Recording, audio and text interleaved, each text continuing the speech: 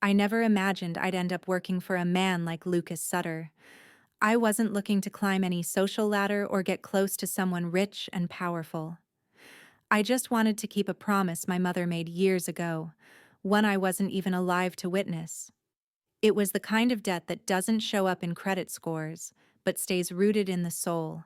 Quiet, weighty, waiting. Lucas owned a property tucked into the cliffs above Big Sur, overlooking the kind of ocean you see on postcards. The kind of view that makes you think someone powerful must live there, someone who doesn't bother with things like noise or company. And I was right. They told me not to expect much interaction. He's reclusive, the estate manager warned me. He doesn't like questions. Just do your work and leave. That was fine by me. I wasn't there for him. I was there for the woman who saved my mother's life. I don't know the full story. My mom didn't talk about it often, but I knew she was only 16 when she ran away from home. Alone, pregnant, cold, and convinced the world didn't care whether she lived or disappeared. She stood at the edge of a train platform in Oakland, rain pouring, eyes shut. And then someone pulled her back. A woman with silver hair and a calm voice who took her to a diner, bought her pie, and sat with her for hours without asking a single personal question. That woman, it turns out, was Evelyn Sutter, Lucas's grandmother. She never saw her again after that night, but she never forgot her name. So when I found out the Sutter family estate was hiring temporary help, I didn't hesitate. I applied, got the job. And 2 weeks later, I was driving up a winding private road in a car with barely working brakes, my heart pounding like I was doing something wrong. The house appeared like a ghost from the trees, 3 stories of gray wood and glass, with shadows stretching across the lawn like long, forgotten arms. It looked beautiful, in that sad, expensive way things look when no one's loved them in a while. I parked in the side lot and was met by a woman named June, the house manager. She was sharp, efficient, the kind of woman who could cut you down with a glance if you forgot to wipe your shoes. She led me inside without small talk. The air in the house was cold, not just from the sea breeze leaking through the window panes, but in a deeper way, like the walls themselves had given up speaking long ago. No music, no clocks ticking, no footsteps, just silence. June showed me to the service quarters and handed me a short checklist. Bedrooms upstairs are off limits unless asked, she said.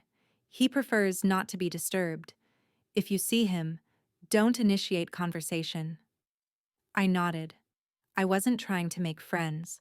That first day, I kept my head down and my hands busy, dusting unused sitting rooms, organizing books on shelves that hadn't been touched in years, wiping down picture frames that held black and white portraits of unsmiling ancestors.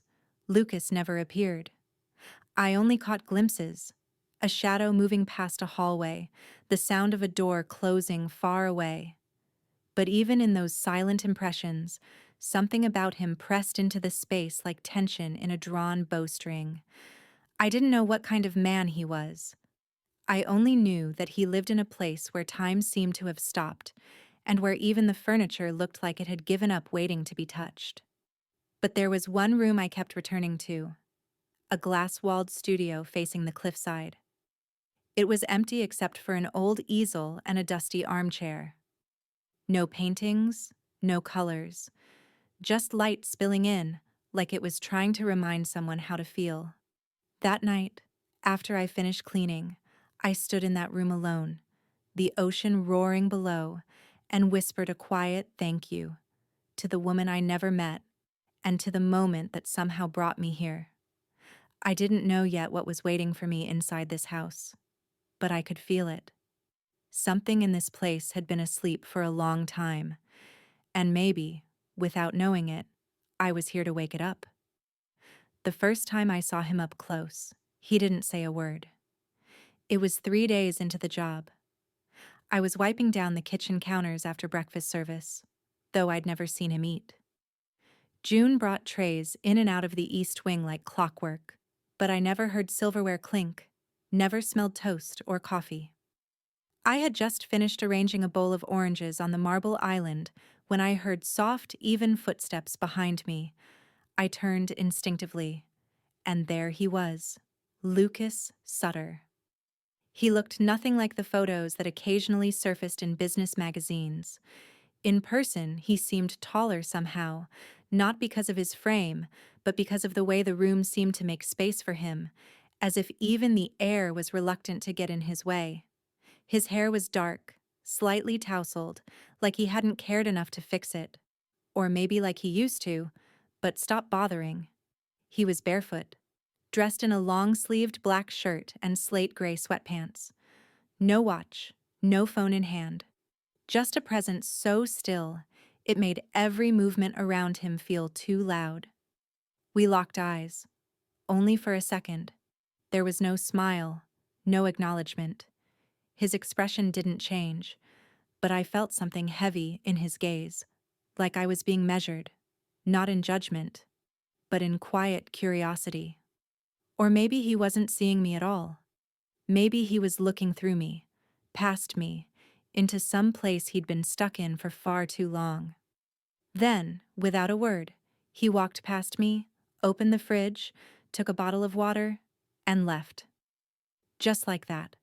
The only sound he made was the soft click of the door swinging shut behind him. After that, I started noticing things. The rooms he moved through were always the quietest. No lights left on, no objects disturbed. The piano in the music room had a thin layer of dust on its keys. A leather chair near the fireplace in the library had a permanent indentation, like someone used to sit there often, but not anymore. The whole house felt like it was mimicking its owner, alive but withdrawn, present but not fully. Still, something about that brief moment in the kitchen stayed with me. There was something in his eyes. Not coldness exactly, more like grief that had turned to ash, and for reasons I still can't explain, I felt the urge to do something about it. Not big things, just small gestures, subtle shifts, gentle reminders that someone was here, that the world still had color. The next morning, I folded the ends of the toilet paper into neat little triangles, something no one had asked me to do. In the library, I straightened the row of old novels and tucked a single pressed leaf between the pages of a worn copy of East of Eden. On the kitchen counter, I left a note card with a handwritten quote my mother used to say when things felt unbearable. "You don't have to fix the darkness. Just hold the light long enough for someone to find their way." I didn't sign it. I wasn't trying to get noticed. I just wanted the house to breathe again. Later that day, when I passed through the kitchen again, the note was gone. No one mentioned it. No one said anything. But the next morning, there was a fresh pot of chamomile tea steeping on the back burner, and I know for certain no one else in that house drank chamomile. That was when I knew he had seen it. Not just the note, but me. It wasn't much. It wasn't conversation or connection. But in a house where silence had reigned for too long, the smallest sound can feel like thunder, and the smallest sign that someone is listening can feel like a beginning. It started slowly. The changes I made were never dramatic. I didn't rearrange furniture or light candles in every room like a scene out of a movie. I just added warmth in places that had long gone cold. A folded blanket on the back of an armchair. A photo frame dusted and straightened on the windowsill. Fresh lemons in a bowl in the sunroom where no one sat. The kind of touches my mother used to say gave a house its soul. I didn't expect anyone to notice, but someone did. I wasn't sure when Lucas began paying attention. He didn't speak to me. He never commented. But the silences began to shift. They were less empty. One morning, I passed through the hallway outside his study and saw that the door was open, not wide, just cracked, but it had always been closed before. Inside, I caught a glimpse of the same quote card I'd left in the kitchen days ago. It was pinned to a corkboard above his desk. The words I'd written in faded ink were still there. You don't have to fix the darkness. Just hold the light long enough for someone to find their way. That morning, I worked with a strange kind of stillness in my chest. Not pride, not excitement. Something quieter, like I'd tossed a pebble into a well and finally heard a ripple come back. A few days later, I found a mug of chamomile tea on the service counter. No note, no one around. The next day, a hallway lamp that hadn't worked since I started suddenly flickered on. Later that night, one of the orchids in the atrium was moved from the shaded corner to a spot with more light. No one said anything, but the house had started to breathe differently. It wasn't until a full week later that Lucas finally broke the silence. I had just finished wiping down the breakfast counter, well past midnight, when I noticed him standing in the doorway. I hadn't heard him come in. He moved like fog, quiet, but always there before you realized. He didn't look at me right away. He stepped further into the room, opened a cabinet, and pulled out a glass. No words. Just the quiet pop of the water bottle cap. I stayed still, cloth in hand. Then, without turning around, he said, "Why are you doing that?" I blinked. "Doing what, sir?" His head tilted slightly. "That." He gestured vaguely, not toward me, but toward the space around us.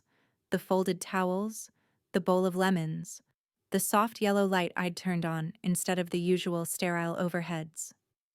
Making the house feel like someone still lives here. I wasn't sure what to say. I hadn't expected a question, not from him. I set the cloth down slowly. I don't know. Maybe I just didn't like how quiet it was. He finally turned to me then, and for the first time, he looked directly at me. Not past me, not through me. "It was always quiet," he said, "but lately, it's felt different. Not better.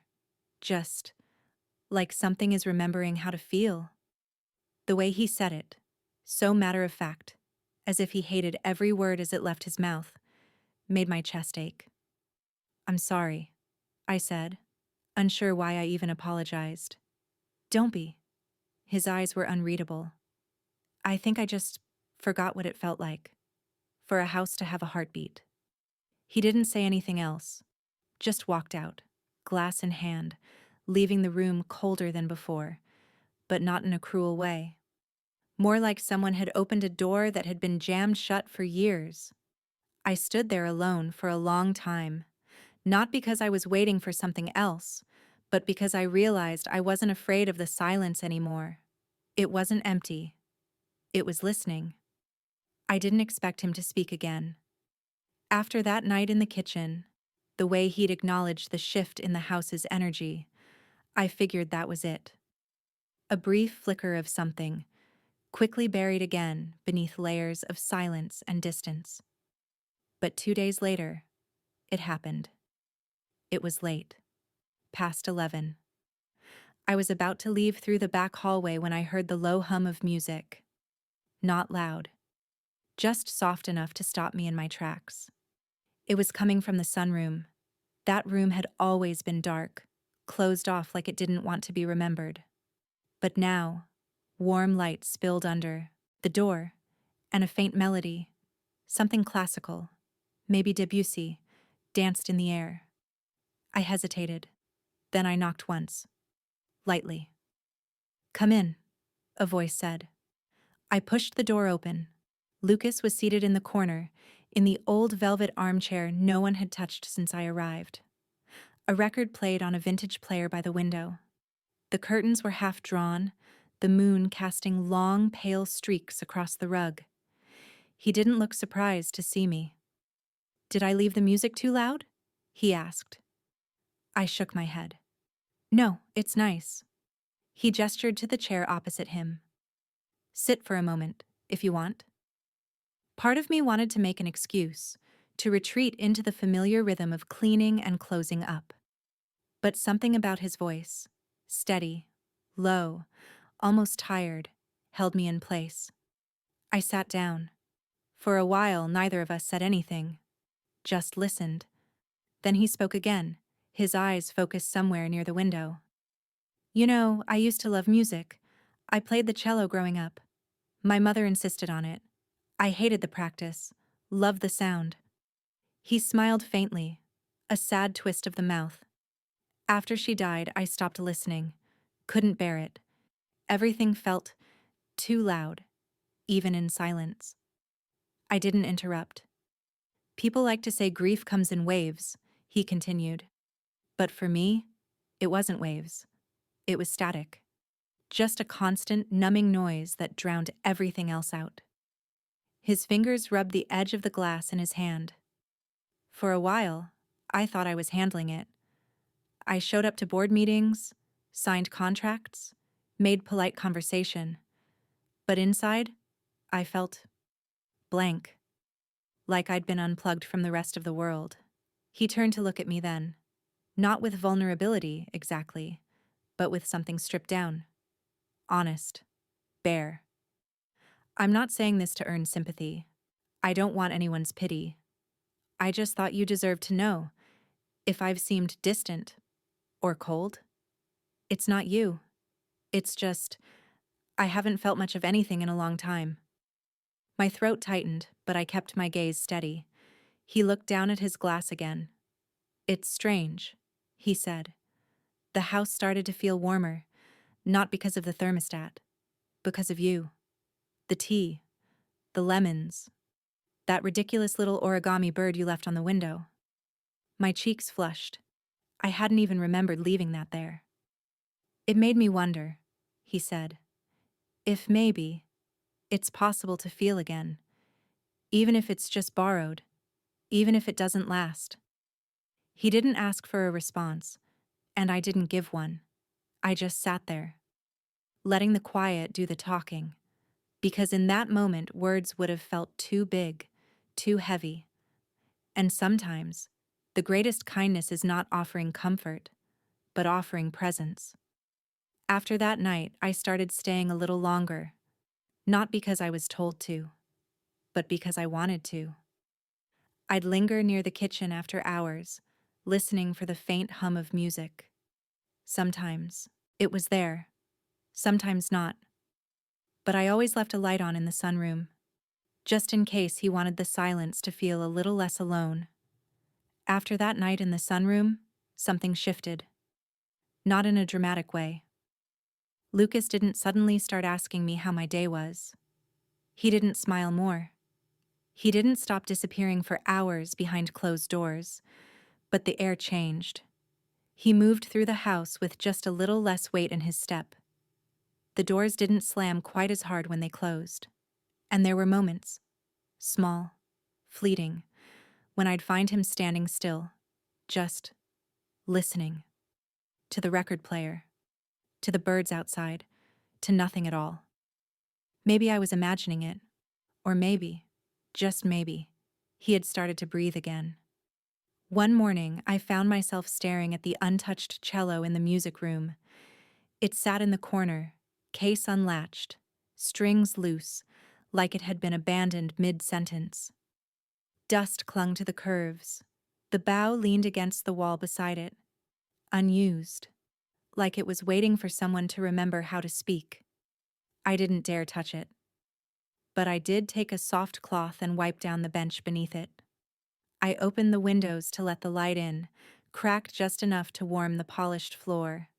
Then I brewed a pot of chamomile tea and poured a cup, placing it carefully on the side table next to the armchair facing the instrument. I didn't leave a note. I didn't need to. It became a quiet ritual. Once a week, always in the morning, I'd leave a fresh cup there. Some days it remained untouched. Others, I'd find the mug empty, moved an inch from where I left it. It was the only kind of conversation we had. Until one Wednesday, 3 weeks after that first cup, I walked into the room and found something different. A small square of paper sat on the side table. In thick, simple handwriting, it said, "It's not as bitter as I expected." That was it. No signature, no flourish, just 8 words. I held the note in my hand longer than I probably should have. My throat tightened, but I didn't cry. I just smiled. The kind that doesn't show on your face, but blooms somewhere behind your ribs. Because it wasn't really about the tea. It was about trust. Permission. A silent invitation to keep going. That afternoon, I returned to the music room. I didn't bring tea. Instead, I opened the old piano tucked into the far wall. Its keys were yellowed and uneven in pitch, like they'd grown tired from waiting. I dusted the cover gently, then the bench. Beneath it, I found a faded page of handwritten sheet music, dated nearly a decade ago. The title read, "For Her, Unfinished." I didn't ask. I didn't mention it to June or anyone else, but I left the page propped open on the stand, facing the room like it deserved to be seen. Later that night, I passed by the hallway and saw Lucas standing in the doorway to the music room. He wasn't inside, just hovering, looking. He didn't know I was watching, but he stepped in. And for the first time, he touched the piano lid, not to close it, but to rest his hand on it, like a memory he wasn't sure he was ready to open. Then he turned and walked away. I didn't follow, didn't speak. But that night, I stayed a little longer than usual, just in case the house had more to say. Because sometimes, the smallest gestures say the most. And 8 quiet words on a piece of paper can sound louder than any scream. It was raining the night he told me. I had just finished stacking towels in the linen closet when June found me and said, "Mr. Sutter wants tea in the library." That was new. He never asked for anything directly.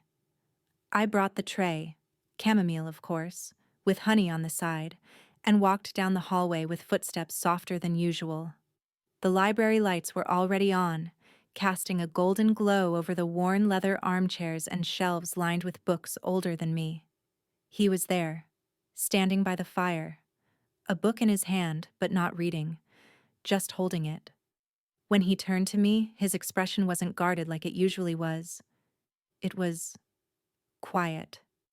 He nodded toward the armchair opposite his. "Would you mind staying a few minutes?"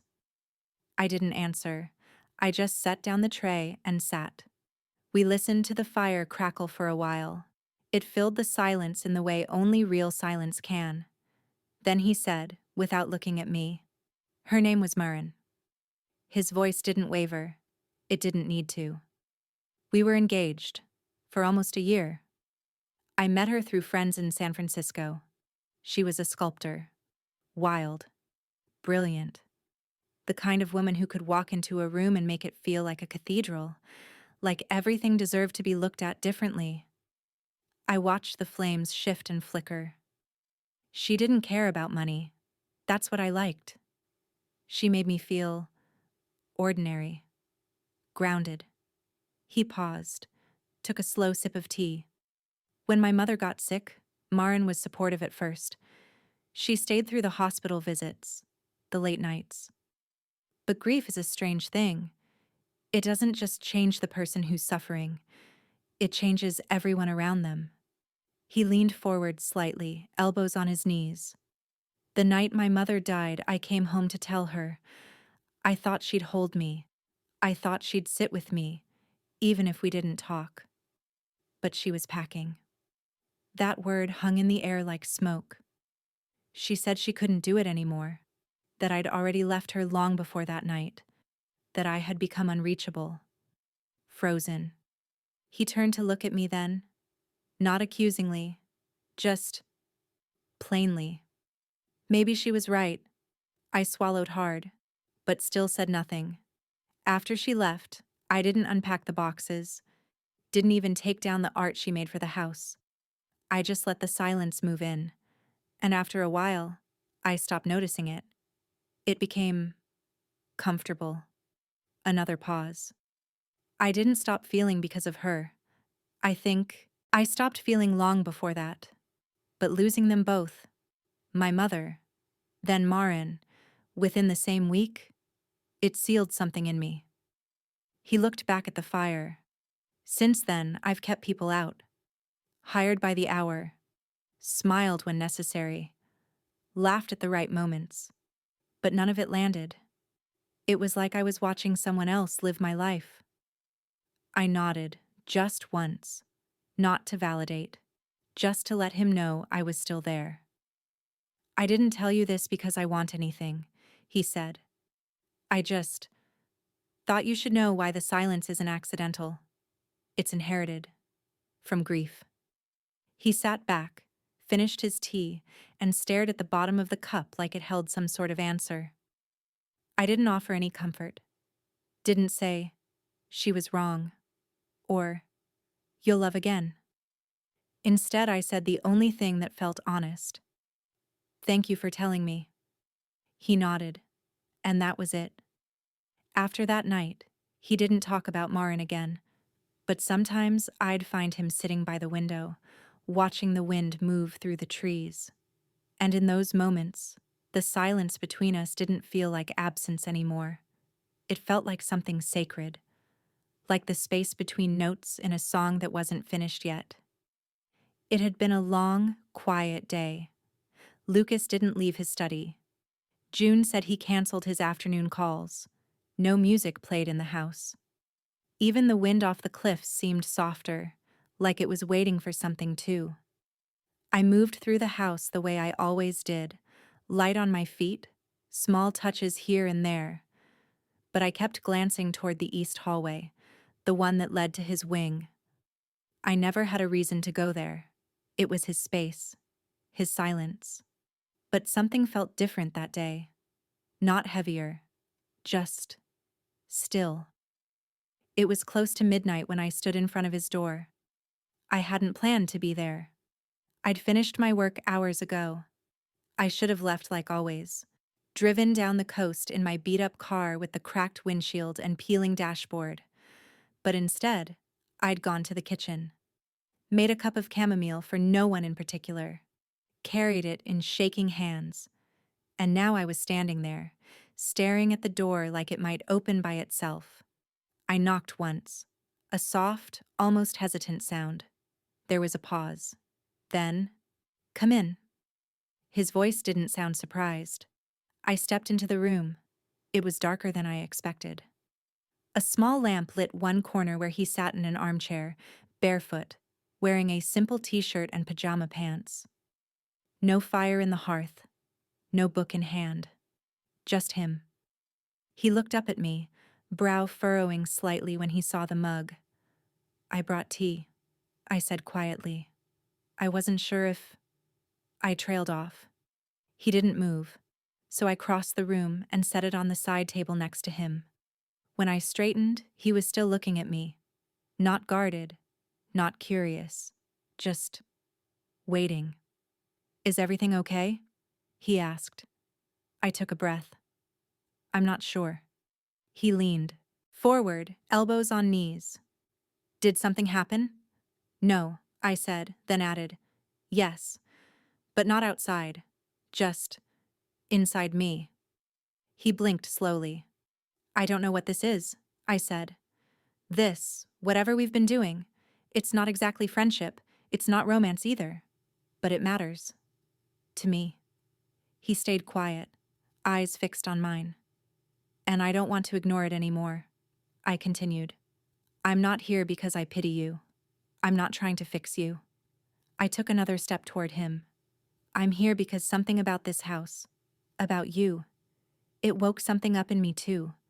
And if you're still holding on to the idea that you're not capable of feeling, then maybe I'm here to prove you wrong.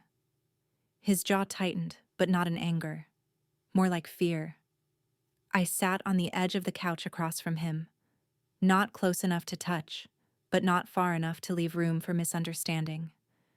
If you're not ready, I'll go, I said. I won't be offended. I won't bring it up again. Then I said it. Clear. Honest. No shame in my voice. But if you are ready, even just a little, I'm here. Not for comfort. Not for sex. not for anything transactional, just to be with you. Because I want to.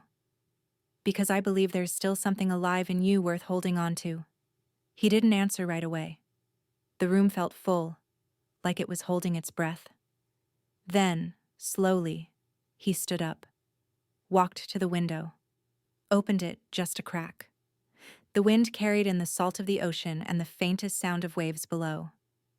"I'm scared," he said, still facing away. "I know," I whispered. "I don't remember what it feels like," he said, "to let someone stay." "Then let me remind you." He turned to me. The look in his eyes wasn't romantic. It wasn't even tender. It was terrified and trusting at the same time. "I'm not asking for everything," I said. "Just one moment, real, honest, human." He nodded once, and I stayed. We didn't touch. We didn't kiss. We didn't speak for a long time, but I sat beside him on the couch until the sky began to lighten. And for the first time since I'd entered that house, I didn't feel like the help. I felt like someone who had been invited in, not by words, but by a soul trying, quietly, desperately, not to disappear. We didn't go upstairs. He didn't lead me into a bedroom or offer me a robe or make any of the awkward gestures people do when they're trying to be intimate but aren't sure how. Instead, we stayed right there, on the couch in the library, side by side, facing the fireplace. Though it wasn't lit, it wasn't cold. Not anymore. He sat still, his hands resting in his lap, fingers curled slightly like he wasn't sure whether to close them or reach for something. I sat with one leg tucked under me, my arm brushing against his. That single point of contact, our arms touching, was louder than anything either of us could have said out loud. The minutes passed without pressure. Eventually, I broke the silence. "Did you and your mother have a place? Like, somewhere that was just yours and hers?" He smiled faintly. "A diner. North of the city. She'd take me after cello lessons. We always got grilled cheese and tomato soup. She made a game out of guessing the waitress's name before they introduced themselves. She was always right. I could almost see it. The little boy in stiff recital clothes, swinging his legs in a booth, his mother watching him like he was the only thing holding her to earth. She was the only person who ever made me feel uncomplicated," he said. "I didn't have to prove anything to her. I could just exist." He rubbed at his wrist like it still carried her touch. "You?" "My mom and I had a bus stop," I said. "It wasn't romantic. It wasn't even pretty. Just a concrete bench by a Mexican grocery, but she used to sit there on the nights she couldn't sleep. Said the world felt quieter there. Sometimes she took me. We'd just sit, watch headlights, count the minutes between buses." Lucas tilted his head. "I envy that." "What? The bus stop?" He chuckled, barely. "Number." "The stillness." There was a long pause. Then he said it, softly, like it hurt to speak. "I've built this entire life around avoiding stillness." I nodded. I didn't have to ask why. Because stillness lets the grief creep in. The regret. The silence that isn't peaceful, just deafening. He leaned back, letting his head rest against the couch. His eyes stared at the ceiling like he was tracking something no one else could see. "I used to cry," he said. "Easily, too. Commercials, music, anything with dogs." A weak smile. "But after my mother died, I couldn't.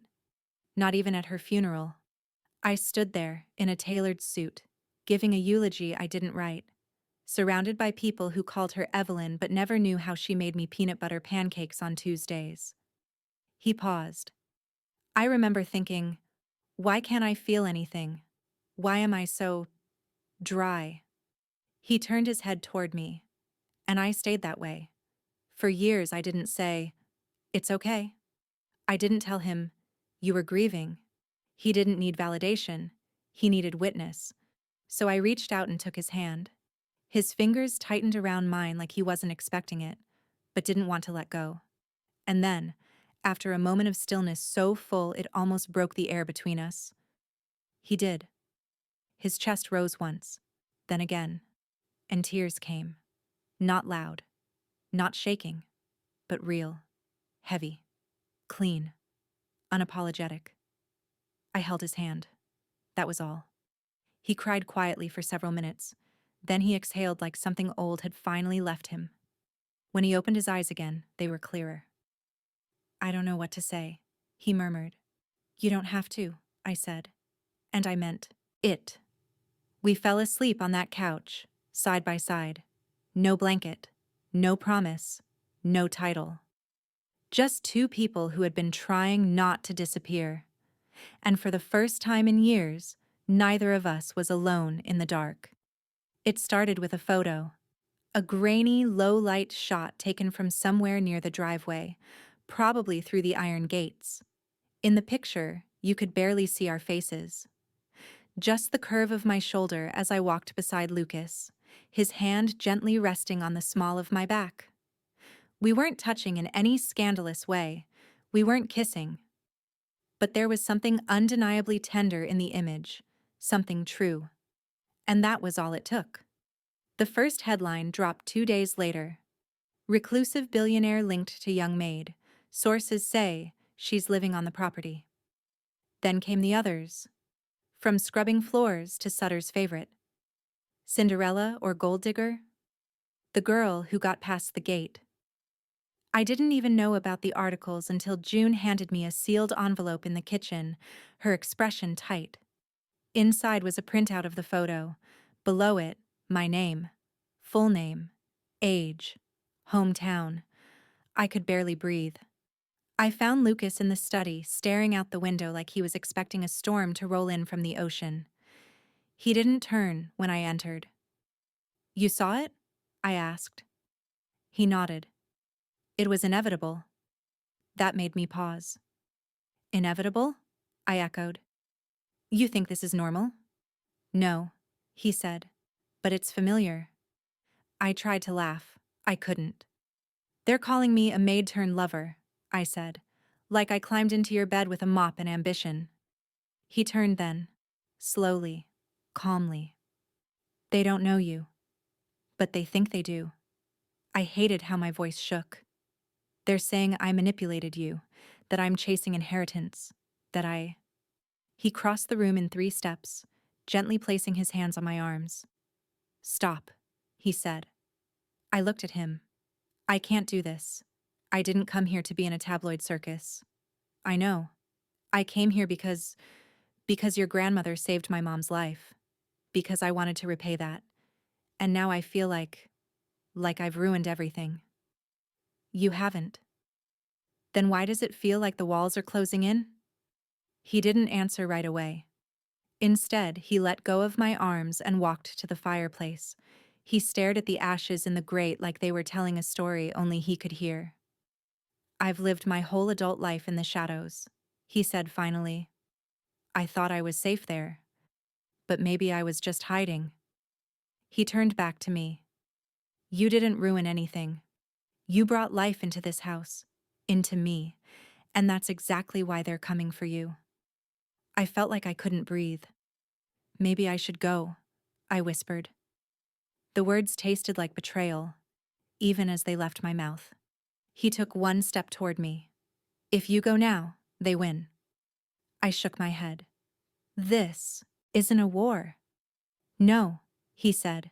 It's worse. It's a story. And they're writing it without us. I didn't answer, because part of me wanted to run, to disappear before the world could write me into a headline I never asked for, before they could paint me as someone I wasn't.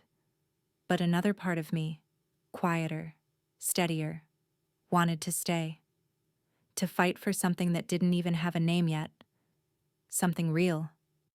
That night, I lay awake in my small room above the garage. My phone buzzed with messages from numbers I didn't recognize, old classmates, distant relatives, reporters pretending to be just curious. I didn't reply to any of them, but I scrolled, and I saw what the world had decided I was: a story, a scandal, a stepping stone. But they didn't see what I saw. They didn't see the man who sat in silence by the piano, relearning how to feel. They didn't see the way his hands trembled when he poured tea. They didn't see the tear that slipped down his cheek when I told him I believed he was still worth saving. They didn't know, and maybe they never would. But I did. And that had to count for something. By the end of that week, the story had spun out of control. What began as a blurry photo turned into a full-blown narrative. Some tabloids claimed I had charmed my way into the Sutter estate. Others suggested Lucas had lost his mind, that he'd gone soft and reckless. His investors were panicking. The foundation his grandmother built was suddenly under scrutiny. Whispers about him abandoning his public image were growing louder by the hour. I tried to stay invisible. I finished my work, kept my head down, avoided the press vans that started parking near the gates. But I could feel the tension building inside the house, like a storm pressing against every window pane. June was the one who told me first. "They're calling an emergency board meeting," she said, her tone clipped as she folded linens. "They want him to make a statement, to distance himself." My heart sank. Distance himself. That was the polite way of saying erase me. That evening, Lucas disappeared into his study and didn't come out for hours. I paced outside, torn between knocking and leaving him alone. When the door finally opened, he looked exhausted but strangely calm. "They want me to deny everything," he said simply. "Say you were just staff. Temporary help." His voice was flat, but I could hear the edge beneath it. "And will you?" I asked. He looked at me then, directly. "No." The next morning, I stayed out of sight while Lucas drove to the Sutter corporate headquarters. June tried to distract me with tasks, reorganizing the pantry, polishing silverware, but I couldn't shake the feeling that my presence was the reason he was walking into that lion's den. Hours passed. I checked my phone compulsively, scrolling through news feeds that refreshed with every minute. Then, suddenly, there it was. A clip from a live stream. Lucas, standing at the head of a long conference table. Executives and shareholders filled the seats around him, their faces stiff, waiting. He wasn't wearing a tie. His hair was slightly unkempt, but his voice, steady, resonant, cut through the room like glass. "I've spent years building this empire," he began, "and for years I thought that was enough. Money, reputation, power. But I was wrong." He paused, scanning the room. I could almost feel his gaze reach through the screen. "I let my life become a machine, efficient, silent, hollow. And then, someone walked in who reminded me what it means to feel human again." The room shifted, murmurs rippling across the table. He didn't flinch. "I will not pretend she's a scandal, or a distraction. She's the reason I'm still standing. I'd rather keep the one person who brings me back to life than keep every last piece of this company." I froze. My breath caught somewhere between disbelief and pride. The clip ended with chaos, questions flying, executives whispering, but all I could hear were his words. "I'd rather keep the one person who brings me back to life." When he returned that evening, the house was already buzzing with phone calls. June was pacing with a notepad, fielding messages from publicists and reporters. Lucas walked past them all, straight into the library where I was standing, unable to find words. "You saw it?" he asked. I nodded. "You didn't have to." "Yes." He cut me off gently. "I did." I swallowed hard. "They're going to come after you even harder now. Let them." "Lucas, this could cost you everything." He stepped closer, his voice low but certain. "Then let it cost me. I've spent enough of my life protecting a name, a brand, an image. None of it means anything if I lose the only real thing I've found."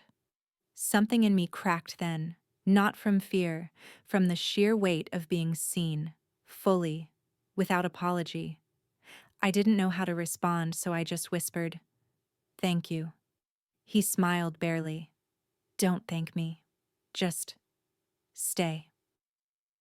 That night, I sat on the steps outside the house, listening to the ocean crash below the cliffs. For the first time, I didn't feel like an outsider. I felt like part of something worth fighting for, even if the world didn't understand it, especially because of that. 3 days passed after the press conference and the house grew strangely quiet again. Not the old kind of silence, the cold, suspended kind that used to stretch between us like an ocean, but a gentler stillness. Like a field right after the snow melts, waiting for something to bloom. Lucas didn't say much. Neither did I. But everything between us had changed. He began lingering in the kitchen a little longer, asking if I'd tried the new chamomile blend June brought home. I found him in the hallway, once tracing his fingers along the grain of a wooden door like it had a memory he hadn't touched in years. And then one morning, he handed me a key. He didn't say where it belonged, just placed it in my palm while I was drying dishes and said, "I think it's time." I followed him through a part of the house I hadn't been allowed in before, past a shuttered corridor that smelled faintly of old turpentine and cedarwood. We stopped in front of a tall white door with no label, no number, just a faint scratch near the knob, like someone had once tried to open it but changed their mind. He looked at me, then at the key in my hand. I unlocked the door. The hinges creaked softly as it swung open, revealing a large, sunlit room that had clearly once been an artist's studio. Dust floated in golden beams of light that streamed through oversized windows. The walls were covered in faint outlines of canvases long removed. An old easel stood in the corner, draped in a cloth. There were shelves with empty glass jars, paint-stained rags, and a cracked ceramic mug holding stiff brushes. It was beautiful in the saddest possible way. Like someone had paused mid-creation and never came back. "This was your mother's?" I asked. He nodded. "She painted here every morning, even when she was sick. She said the light in this room forgave her worst mistakes." He took a breath, steadying his voice. "No one's been in here since she passed." I turned to look at him. "And now you're giving it to me?" He didn't answer right away, just walked over to the window, pushed it open, and let the sea breeze rush in. Then he said, "You gave me something I forgot how to ask for. A reason to care again. To breathe differently. This room, it's the last place in the house that hasn't woken up yet." He looked back at me. "So I want you to have it. Make it yours. Read in here. Paint, sleep, burn incense, throw pillows on the floor. I don't care. Just live in it." I felt the weight of the key in my hand like it was made of more than brass. It was trust, permission, a door, yes, but also a choice. I stepped further inside, touched the side of the window frame, ran my fingers across the worn edge of the easel. "This room still remembers her," I said. Lucas smiled faintly. "So will you." He didn't stay long, just nodded once and quietly left, leaving the door open behind him. I stood in the middle of the studio, alone, and let the light spill over me. And for the first time since I arrived at that house, I didn't feel like I was just passing through. I felt placed, like someone had carved out a corner of their world and said, "This is where you can bloom." I didn't touch the easel for the first few days. I just sat in the studio, on the floor, by the windows, sometimes curled up with a blanket and a cup of tea, letting the room speak first. It did, eventually. Not in words, but in feeling. Like the light that streamed across the wooden planks had been waiting for someone to sit still long enough to feel it again. One morning, I opened one of the old drawers and found a set of oil pastels, still mostly intact. Their paper wrappers were faded, some smudged with fingerprints that didn't belong to me. I held them like relics. Then I pulled out a canvas, just a small one, and placed it on the easel. No plan, no design, just motion. I started with soft lines, pale colors, shapes without form. I didn't try to paint something beautiful. I only tried to paint something true. And when I stepped back after the first hour, hands stained with yellow and charcoal gray, I realized something that startled me. I hadn't thought about how I looked. I hadn't worried what Lucas would think, or whether it was good enough. I'd simply created. That night, I left the painting leaning against the far wall. I didn't say a word about it. But when I came back the next morning, I found a chair had been pulled up near it, just close enough to suggest someone had been sitting there, watching, quietly. The next evening, I was in the kitchen when I heard something I hadn't heard in months, maybe years. Music. Not from the record player, not from the stereo. Live. I followed the sound down the hallway, heart beating a little too fast. I reached the library and stopped at the doorway. There he was. Lucas, seated at the old upright piano. His back was to me, shoulders tense, head slightly bowed. He wasn't playing perfectly. His fingers stumbled once or twice. But the melody was soft, aching, real. I didn't interrupt. I stood there and listened, eyes stinging, because I understood exactly what was happening. He was letting something in again, or maybe letting something out. Later that night, I found him in the music room, sitting cross-legged on the floor beside the cello case. "Didn't expect to have an audience," he said quietly. "You didn't?" He glanced up at me. "You heard?" I nodded. "You were good," I said. He gave a dry smile. I was rusty, but present. He looked at me then, and I could swear there was a flicker of light in his eyes that hadn't been there before. "I forgot how much space music takes up," he said. "Not just in a room, in a person." I sat down beside him. "That's the point," I said. "It stretches us open, makes room for everything we thought we couldn't carry." In the days that followed, the house began to hum again. Not with noise, but with life. Lucas started reading again. Not financial journals or strategy briefs, but actual novels. Fiction. He'd leave them dog-eared on the counter, quotes underlined in pencil. I kept painting. Some days I finished a canvas, other days I just sat in the studio, letting my thoughts breathe. We didn't narrate our progress to each other, but the signs were everywhere. Curtains once kept closed were now tied open. Windows cracked to let the sea air in. A mug left half full on the piano. A cardigan draped over the arm of a couch. Lemon slices drying on the windowsill. The house wasn't just surviving anymore, it was inhabited. And somehow, without ever saying it out loud, we had started building something. Not a relationship in the traditional sense, but a rhythm, a space, a choice, day by day, gesture by gesture. And neither of us seemed afraid of the quiet anymore, because now the quiet felt like home. The letter came on a Monday, folded in a cream-colored envelope with no return address. Lucas didn't mention it when he picked up the mail. I only noticed because he paused a little longer at the bottom of the stairs, fingers lingering on the seal like the paper might burn him if he opened it too quickly. He didn't open it right away. Instead, he placed it on the edge of the piano and left it there, untouched, for nearly 2 days. I passed by it a dozen times, pretending I hadn't seen the name written in looping, delicate script. Sienna. It wasn't jealousy I felt. I surprised myself by how little envy surfaced, maybe because I'd never been promised anything by Lucas, and yet I had been given so much more. Space, trust, quiet. A kind of presence that didn't need to be spoken to be real.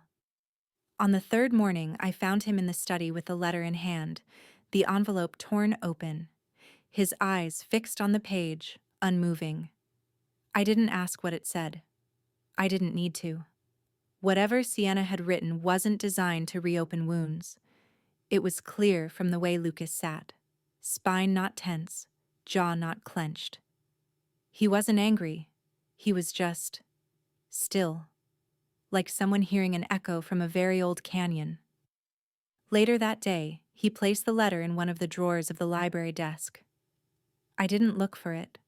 I just stood nearby as he closed it and said, more to himself than to me, "She said she's sorry, that she didn't know how to grieve two things at once." He looked up, meeting my eyes across the room. She left the day after the funeral. I never asked her why. And now, after all this time, I finally know. I didn't speak. I only walked over, close enough to let the silence between us feel less like absence and more like understanding. His voice softened. I think I hated her for not breaking, for moving on while I stood still. But maybe she didn't move on. Maybe she just broke somewhere I couldn't see. There was no judgment in me, only the recognition that every person has their own private graveyard, full of things they buried quietly, without ceremony. We don't get to decide how others mourn, only how we carry what they leave behind. That night, Lucas didn't talk much, but he stayed close, closer than usual. He followed me into the studio and sat in the old armchair while I painted. He didn't comment on what I was making, just watched, as color filled the canvas. And when I caught him smiling, faintly, I knew it wasn't because the painting was good. It was because I was still here, because the house, even with its ghosts, was no longer empty. I didn't need to ask if he was okay. That would come later, in his own time. For now, the letter had been read. The past had knocked, and Lucas had opened the door, not to invite it back in, but to let it go. And sometimes, that was enough. Lucas asked me to come with him the next morning. He didn't say where, just told me to wear something warm and bring my sketchbook if I wanted. I didn't press for details. There was a softness in his voice I hadn't heard before, like something fragile was about to unfold, and naming it too soon might scare it away. We drove in silence for over an hour, out of the city, past the hills, through winding roads flanked by pine and oak. The air shifted as we climbed higher, thinner and cleaner, until we reached a narrow gravel path that seemed to disappear into trees. At the end of it was a small, weathered house by a lake. It wasn't much more than a cabin, really. Peeling paint, a slanted roof, windows dusted with time. But it was peaceful, like it had been waiting for someone to return. Lucas didn't park right away. He just sat there, staring at the house, fingers still on the steering wheel. "I haven't been here in years," he said, "not since she passed." I knew he meant his mother. She used to bring me here when I was a kid. Said the water knew how to listen, that when words weren't enough, you could still speak by sitting still. He finally stepped out of the car and I followed, boots crunching on gravel. The wind moved through the trees gently, like it too remembered. Inside, the cabin smelled of cedar and old blankets. There was a stone fireplace, a few dusty chairs, shelves lined with mismatched books. Lucas opened the back door, gesturing me outside. A short path led to a small dock, and beyond it, the lake stretched wide and quiet, catching bits of morning sun on its glassy surface. We sat at the edge of the dock, legs dangling over the water. For a long while we said nothing. Then he spoke.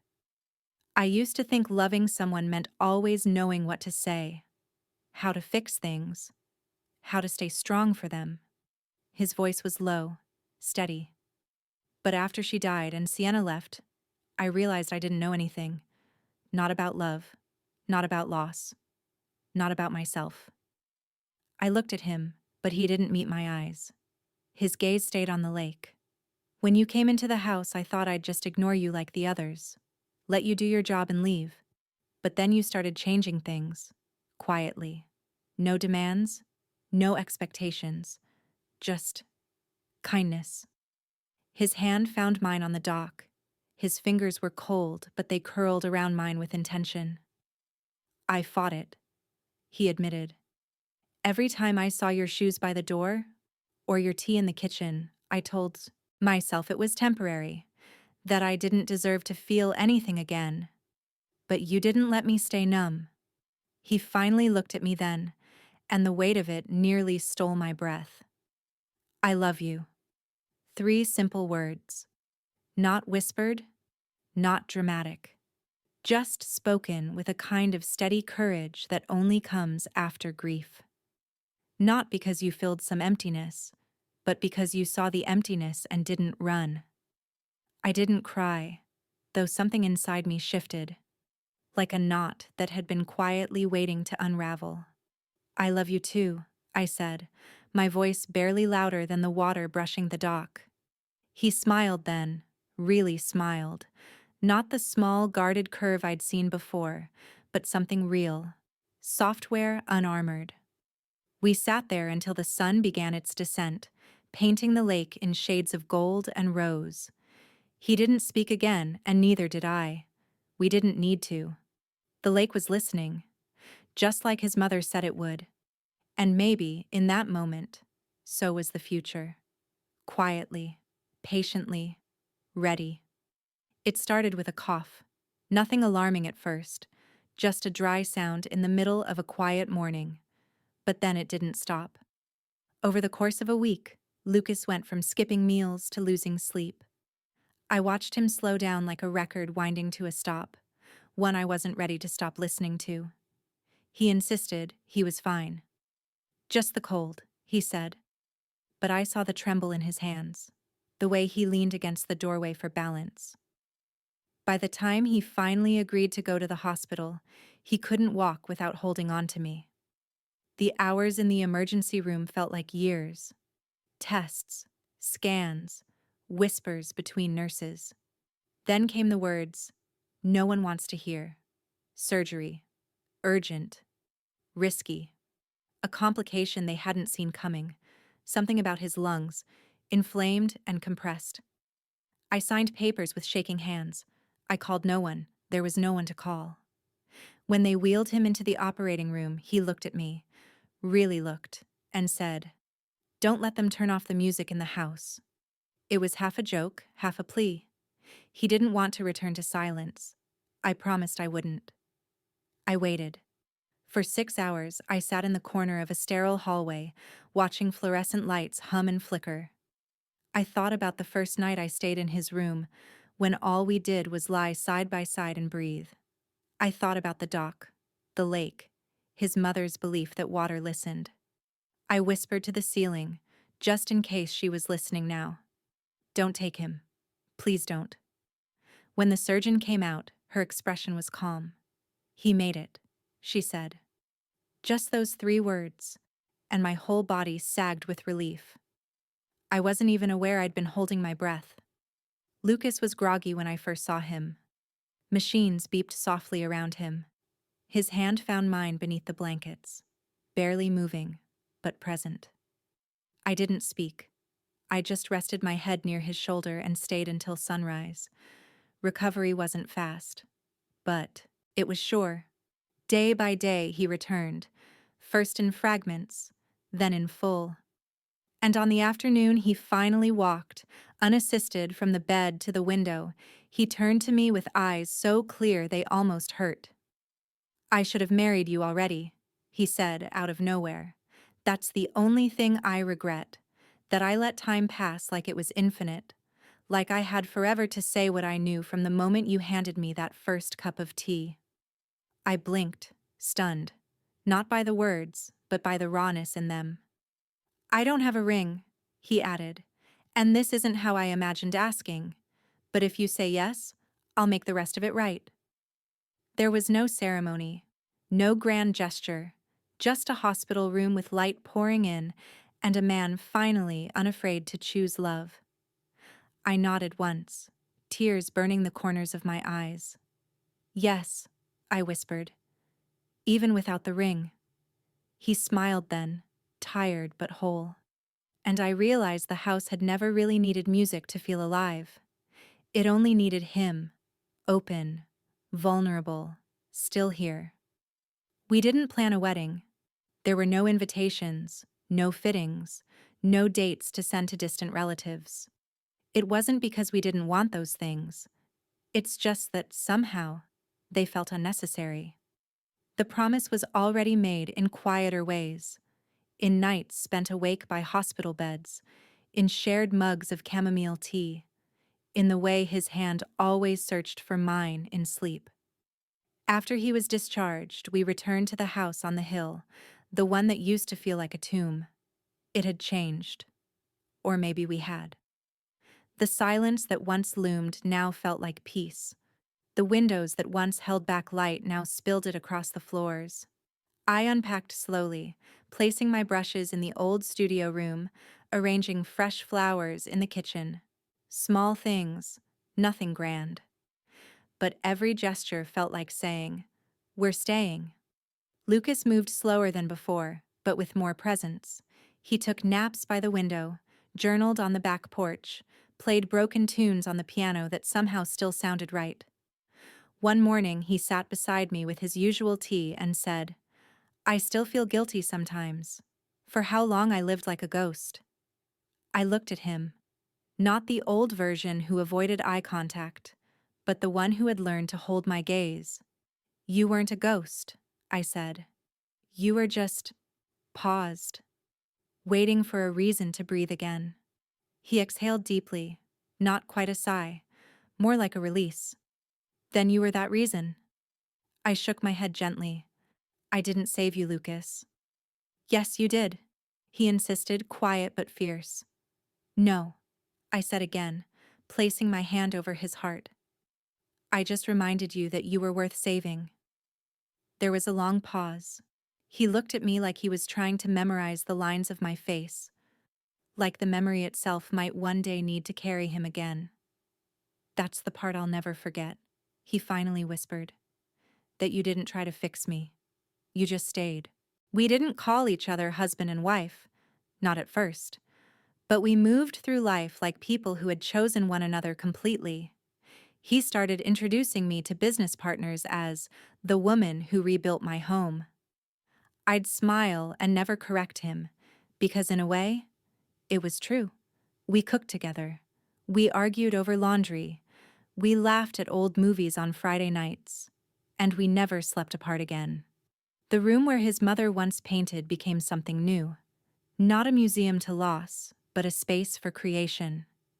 We turned it into a sunroom, filled with plants and soft chairs and half-finished canvases. Every morning, light poured in like a quiet benediction. Every evening, we closed the curtains together, holding the day gently between us. One evening, I found him in that room, sitting alone. A letter lay open on the table. It was one he'd written. He handed it to me without a word. It wasn't long. Just a few lines addressed to no one in particular. I thought I'd already lived the part of my life that mattered, that everything afterward would be shadows. But then she walked into the house, and somehow, without saying much, she turned the lights back on. I folded the paper, tucked it into a book without comment. Not everything needed a reply. And though there was no diamond ring, no vows in front of witnesses, I think we said everything we needed to in the way we lived. We were not perfect. We had days that were heavy, where old griefs resurfaced like bruises. But we faced them together. No one ran. The house held our silences, our laughter, our unfinished songs. And when people asked if we were married, I'd just smile and say, "We chose each other. Every day. That's more permanent than any paper." And that was the truth. Not the fairy tale ending, but a real one. The kind where healing didn't come with fanfare, but with warmth. And where love didn't save someone, but reminded them they were worth saving. That was enough. More than enough.